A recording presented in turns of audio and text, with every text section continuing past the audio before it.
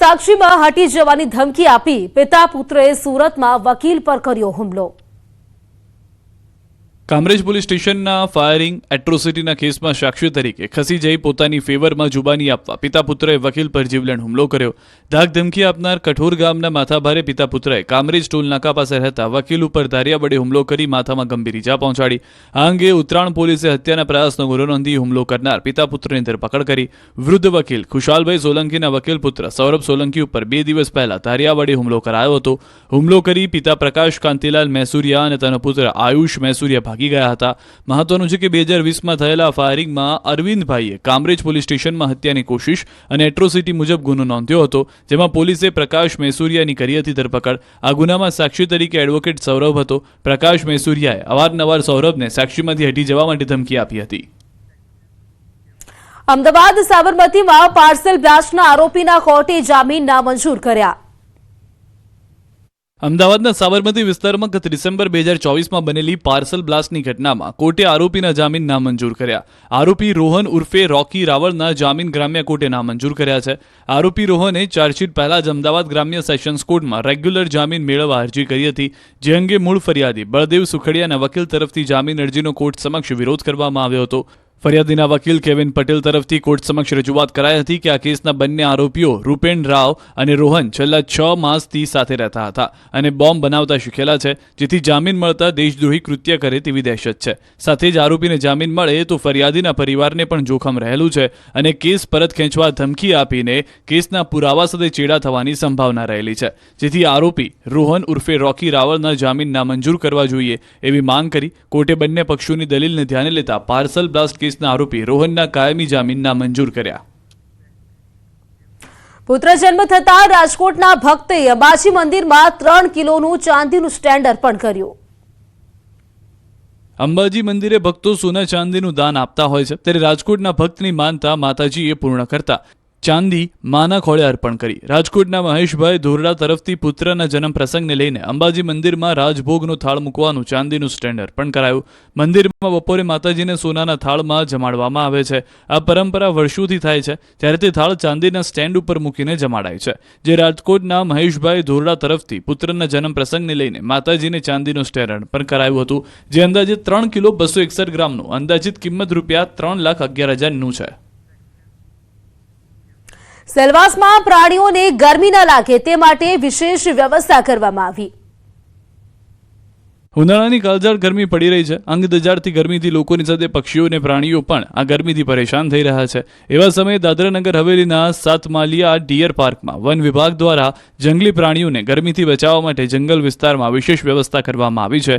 Dear પાર્કમાં સાબર, ચિત્તલ સહિત હરણ પ્રજાતિના 500થી વધુ પ્રાણીઓ ખુલ્લામાં વિહર કરે છે। જો કે અત્યારે ગરમી હોવાથી વન વિભાગ દ્વારા આ પ્રાણીઓના વિશેષ કાળજી રાખવામાં આવી રહી છે, જે અંતર્ગત આ જંગલ વિસ્તારમાં અનેક જગ્યાએ પાણીના સ્ત્રોત બનાવાયા છે।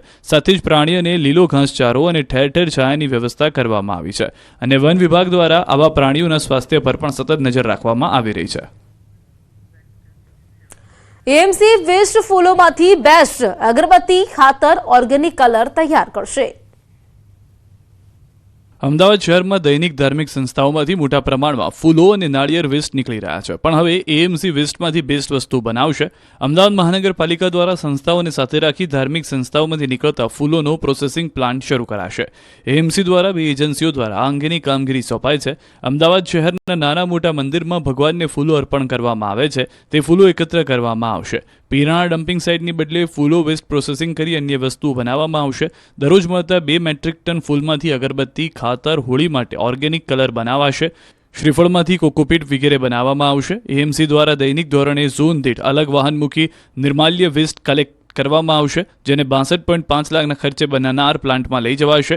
O&M પેટે એએમસી દ્વારા દૈનિક 2521 પ્રતિ મેટ્રિક ટન મુજબથી ચૂકવવામાં આવશે। સદર પ્લાન્ટ બનાવવા માટે એએમસી દ્વારા અમદાવાદ શહેરની પૂર્વ અને પશ્ચિમ બાજુએ 1 એકર જગ્યા આપવામાં આવશે।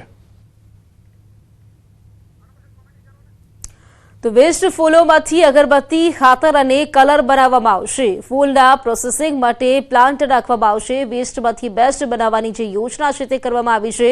એએમસીની વેસ્ટમાંથી બેસ્ટ વસ્તુ બનાવવાની આ પહેલ, જેમાં વેસ્ટ ફૂલોમાંથી અગરબત્તી છે, ખાતર છે, કલર છે તે બનાવવામાં આવશે. આ એ ફૂલો છે જે વેસ્ટ છે જે ફેંકી દેવામાં આવે, પરંતુ ન ફેંક્યા બાદ તે લોકો દ્વારા જે નવું આયોજન કરવામાં આવ્યું છે એએમસી દ્વારા આ જે કરવામાં આવ્યું છે, જેમાં એએમસી દ્વારા વેસ્ટ ફૂલોમાંથી બેસ્ટ વસ્તુ બનાવવામાં આવશે, અગરબત્તી બનાવવામાં આવશે, ખાતર છે તે પણ બનાવવામાં આવશે. ત્યારે હવે ફૂલના પ્રોસેસિંગ માટે પ્લાન્ટ છે તે પણ નાખવામાં આવશે. વેસ્ટમાંથી બેસ્ટ વસ્તુ બને તેવી પહેલ એએમસી દ્વારા હાથ ધરવામાં આવી છે, જેમાં અગરબત્તી છે, ખાતર છે, કલર છે તે બનાવવામાં આવશે. જે વેસ્ટ ફૂલો છે તેના માટે પ્રોસેસિંગ માટે પ્લાન્ટ છે તે પણ નાખવામાં આવશે અને ત્યારબાદ આ જે કામગીરી છે તે શરૂ કરવામાં આવશે. દિલ્હી સહિત દેશભરમાં વરસાદી માહોલ છવાયો છે. નોઈડા, ગાઝિયાબાદ, આગ્રા, બુલંદશહેર, મથુરા, સંભલ, એટામાં પણ વરસાદ વરસ્યો છે. હવામાન વિભાગે આજે રાજસ્થાનના 30 જિલ્લાઓમાં વાવાઝોડા અને વરસાદની ચેતવણી જાહેર કરી છે. ગુરુવારે અગાઉ જયપુર, જેસલમેર, ભીલવાડા અને પાલીમાં ઘણી જગ્યાએ વાવાઝોડા અને કરા સાથે વરસાદ પડ્યો હતો. દિલ્હીમાં વાવાઝોડા સાથે કમોસમી વરસાદ વરસ્યો છે. નોઈડા, ગાઝિયાબાદ, આગ્રા સહિતના શહેરોમાં વરસાદ થયો છે.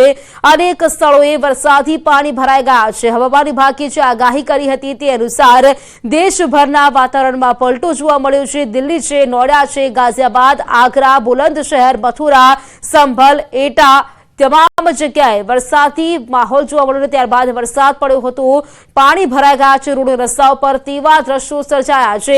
અનેક જે દેશભરના વાતાવરણમાં પલટો જોવા મળ્યો છે અને પલટો આવતા જ પવન સાથે વરસાદ